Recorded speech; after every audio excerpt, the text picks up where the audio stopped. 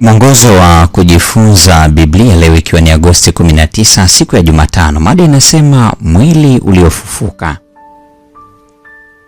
Katika Wakorintho wa kwanza sura ya 15 aya 35 hadi 39, Paulo anageukia hotuba fupi juu ya mwili uliofufuka. Anaanza sehemu hii kwa kuuliza maswali mawili. Watafufuliwaje wafu? Nao huja kwa mwili gani? Maswali haya yanajibiwa katika aya ya 36 hadi 49. Soma Wakorintho wa kwanza sura ya 15 aya 36 hadi 41. Kifungu hiki kinajibuje maswali katika Wakorintho wa kwanza sura ya 15 aya 35?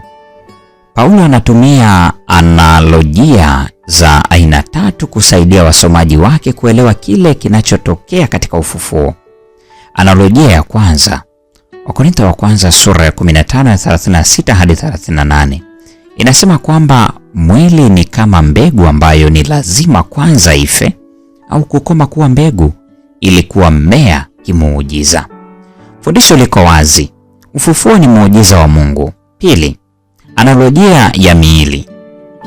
Aya 39 na 40 inasisitiza kwamba katika ulimwengu huu Mungu alitoa aina mbalimbali za miili kwa ajili ya wanyama na kwa ajili ya wanadamu, inayofaa kwa ajili ya mazingira ya sasa. Vivyo hivyo, miili yetu itafaa kwa mazingira mapya au hali mpya katika ulimwengu wa mbinguni. Wazo hili linapelekwa hatua zaidi kwa analojia ya mwili wa utukufu. Aya ya 40 na 41 inayosisitiza kwamba utukufu wa mwili uliofufuliwa unazidi sana ule mwili uliotangulia, miili yetu iliyoanguka ya duniani. Wazo hili linaweza pia kuonekana kupitia tofauti 4 kati ya mwili wetu wa duniani hapa na sasa na mwili uliofufuliwa. Wa kwanza ni wa duniani, wa kuharibika, dhaifu na wa asili. Kwa upande mwingine, wa mwisho ni wa mbinguni, usioharibika, wenye nguvu na wa kiroho. Wakorintho wa kwanza sura ya 15 aya 40 hadi 44. Hii haimaanishi kuwa hakuna mwendelezo kati ya hii miili miwili.